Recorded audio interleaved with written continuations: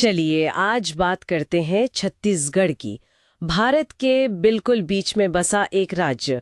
हमारे पास इसकी संस्कृति, संसाधन, विकास से जुड़े कुछ दिलचस्प स्रोत हैं, तो कोशिश रहेगी कि इनमें से जो खास बातें हैं वो निकलकर सामने आएं और हम उन्हें समझें।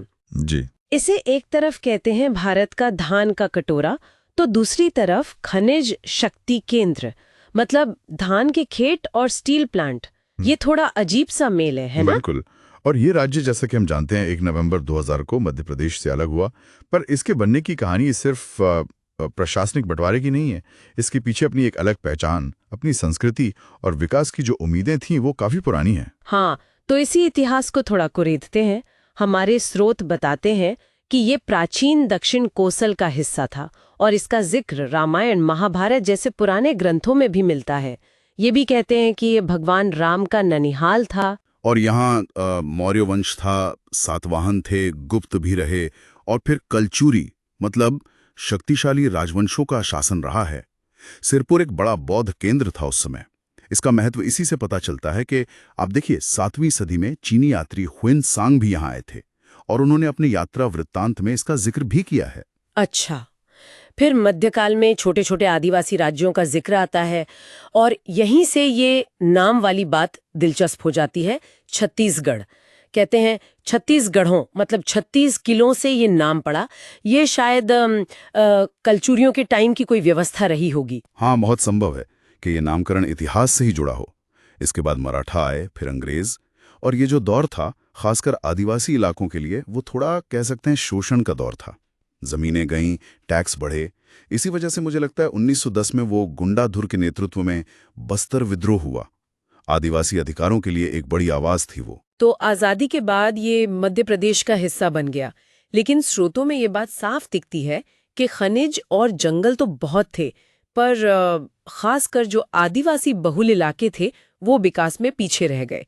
मतलब संसाधनों का फायदा शायद नीचे तक नहीं पहुंचा। और यहीं से बिल्कुल अलग राज्य की मांग उठने लगी। कारण वही थे, आदिवासी हितों की बात, विकास की धीमी रफ्तार और अपनी अलग सांस्कृतिक पहचान को बनाए रखने की इच्छा।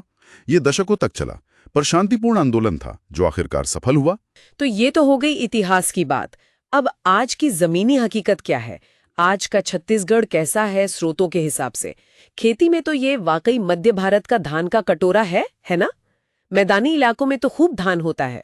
बिल्कुल। और उद्योग की बात करें तो भिलाई स्टील प्लांट, कौन नहीं जानता, देश के शुरुआती और सबसे अहम स्टील प्लांट्स में से एक। आज भी स्टील उत्पादन में इसका बड़ा योगदान है। फिर कोरबा है अपने बड़े बड़े पावर प्लांट्स के लिए, उसे देश का पावर हब कहते हैं।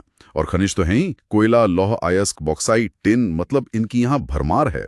और संस्कृति, स्रोतों में आदिवासी संस्कृति का काफी जिक्र है। हाँ बिल्कुल। राज्य की 30% से ज्यादा आबादी आदिवासी हैं। गोंड, बैगा, हल्बा, उरांव, मुरिया, कई प्रमुख जनजातियां हैं और उनकी संस्कृति वाकई बहुत जीवंत है। जैसे वो पंथी नृत्य है जो सतनामी समुदाय का है, या फिर यादव समुदाय का राउत नाचा। अच्छा। फिर बस्तर दशहरा है, कहते हैं 75 दिन चलता है, दुनिया का सबसे लंबा त्योहार, प्रकृति और देवी दंतेश्वरी को समर्पित है। और वो जो ढोकरा धातु कला है जिसमें मोम से मूर्तियां बनाते हैं, वो बहुत खास है। वाकई ये संस्कृति और अर्थव्यवस्था का एक अनोखा संगम सा लगता है। जैसा आपने शुरू में कहा था, पर्यटन में भी इसकी झलक दिखती होगी। जैसे वो चित्रकूट वाटरफॉल, जिसे भारत का न्यागरा कहते हैं। निश्चित रूप से। अब अगर भविष्य की तरफ देखें तो स्रोत बताते हैं कि राज्य का ध्यान इंफ्रास्ट्रक्चर पर है।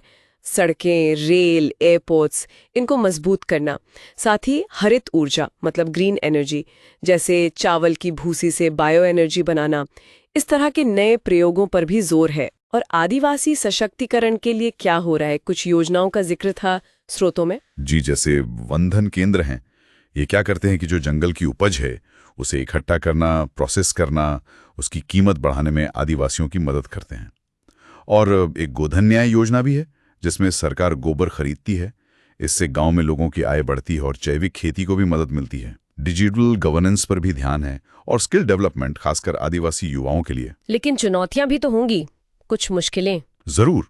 सबसे बड़ी चुनौती शायद विकास परियोजनाओं की वजह से होने वाला विस्थापन है, खासकर आदिवासी इलाकों में। और ग्रामीण गरीबी भी एक मुद्दा है। ये एक बड़ा सवाल है कि विकास ऐसा कैसे हो जो समावेशी हो, मतलब जिसका फायदा समाज के हर वर्ग तक पहुंचे, खासकर उन तक जो हाशिए पर हैं। तो कुल मिलाकर हमने देखा कि छत्तीसगढ़ एक ऐसा राज्य है जहां इतिहास है, संस्कृति है, संसाधन है और भविष्य को लेकर उम्मीदें भी हैं, सब एक साथ। बिल्कुल। छत्तीसगढ़ की कहानी एक तरह से संतुलन बनाने की कहानी है, पुरानी जीवन शैली और नए उद्योग के बीच। भरपूर संसाधन है, पर उनका इस्तेमाल टिकाऊ तरीके से कैसे हो, इसके बीच। और जाते जाते एक सवाल शायद सोचने के लिए छोड़ सकते हैं।